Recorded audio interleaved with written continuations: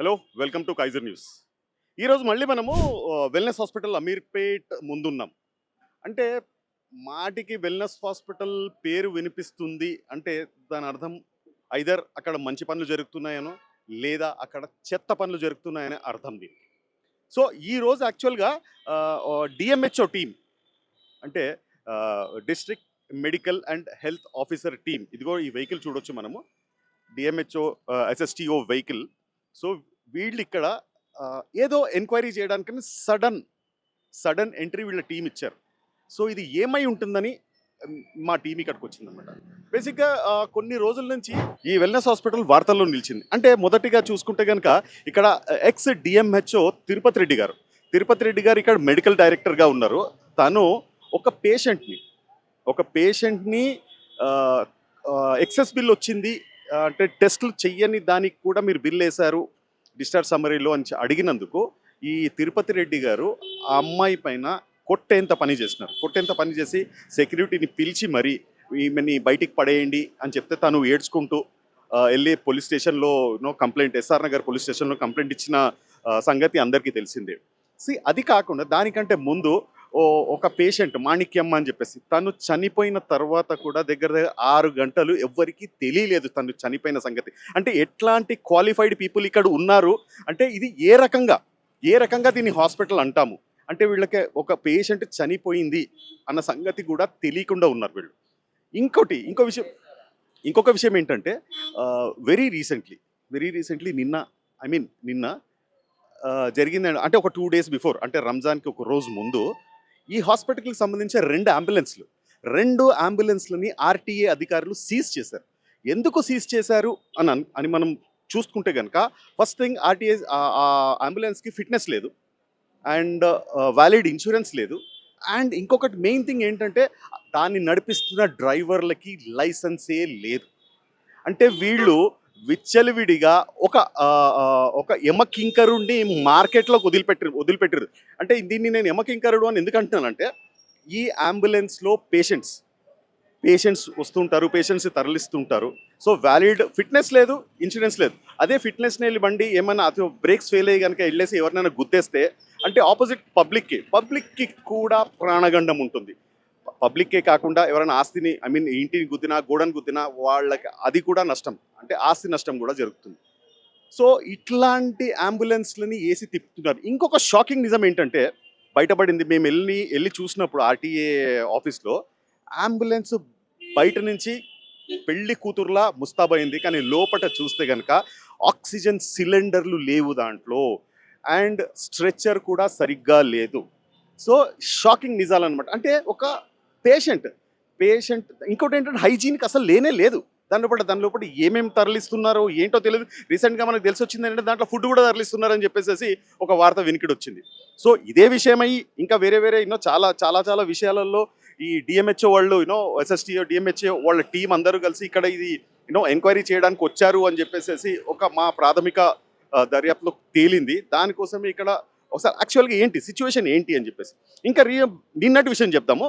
నిన్న వీళ్ళదే ఒక బ్రాంచ్ ఉంది వెనకాల శ్యామ్ కరణ్ రోడ్లో, అది వెల్నెస్ ఎన్ఎక్స్పి హాస్పిటల్. దాంట్లో 3వ ఫ్లోర్ నుండి దాంట్లో పనిచేస్తున్న ఉషా మోగ్ అనే 24 సంవత్సరాల ఎంప్లాయీ నర్సింగ్ స్టాఫ్లో ఉన్నారు. ఆయన ఆ 3rd ఫ్లోర్ విండో తీసి ఆ విండో నుంచి పక్కనే ఒక మామిడి చెట్టు ఉంది. ఆ మామిడికాయలను కోయడానికి అని చెప్పేసి తీస్తుంటే స్లిప్ అయ్యి పడ్డాడు. పడంగానే తనని ఈ వెల్నెస్ హాస్పిటల్ తీసుకొని వచ్చినారు. వెల్నెస్ హాస్పిటల్ తీసుకొని వచ్చాక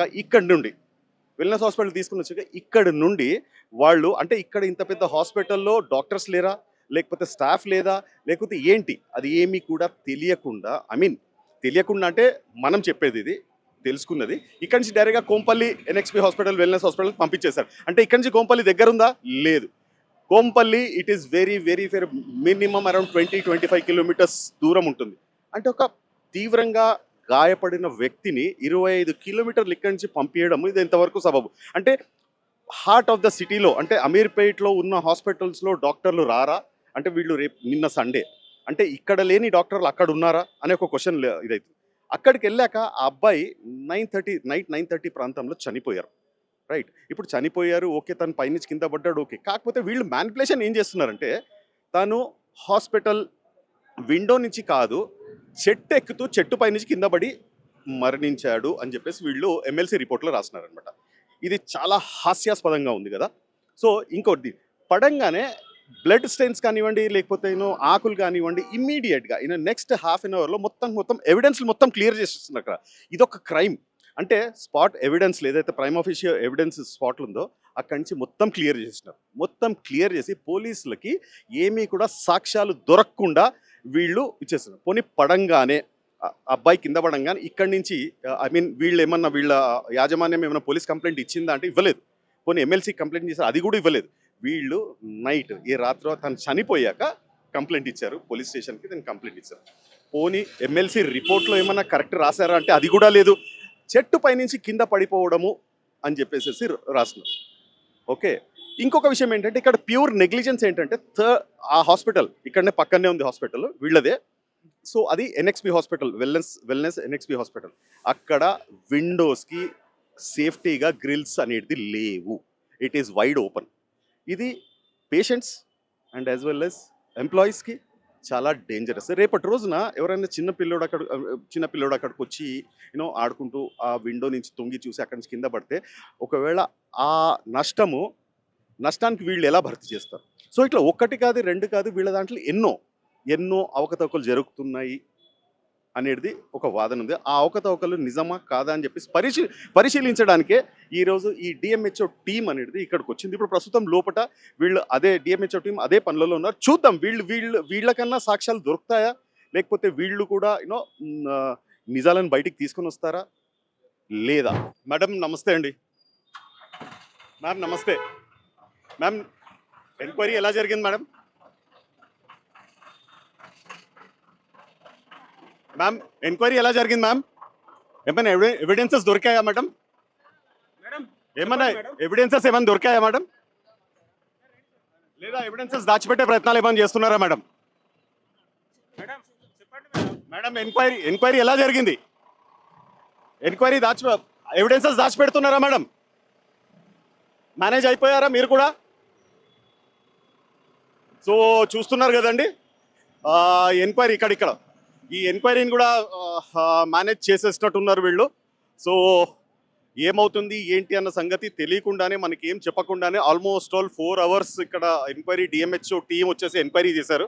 సో ఈ ఎంక్వైరీలో ఏం జరిగింది అన్న విషయం కూడా ఎవరు ఏం చెప్పట్లేదు. సో దీంతో పాటు ఎంక్వైరీలో ఏం జరిగిందన్న విషయాలు మనకు తెలుసుకోవాలంటే మనం రేపటిదాకా వెయిట్ చేయాలి. సో రేపు మనం డిఎంహెచ్ఓ టీంకి వెళ్ళేసేసి వాళ్ళ ఆఫీస్కి వెళ్ళేసి మనం తెలుసుకుందాం బేసిక్గా ఏం జరుగుతుందన్న విషయము. దీంట్లో కూడా తెలిసిపోతుంది ఏంటంటే ఇది ఏమైనా మేనేజ్ అయిపోయిందా అని చెప్పేసి ప్రూఫ్స్ అవన్నీ ఎవిడెన్సెస్ అన్నీ దాచిపెట్టారా? సో ఇంతసేపు ఏం జరిగిందన్న విషయం తెలుసుకోవాలంటే రేపటిదాకా ఖచ్చితంగా మనం వెయిట్ చేయాల్సి వస్తుంది.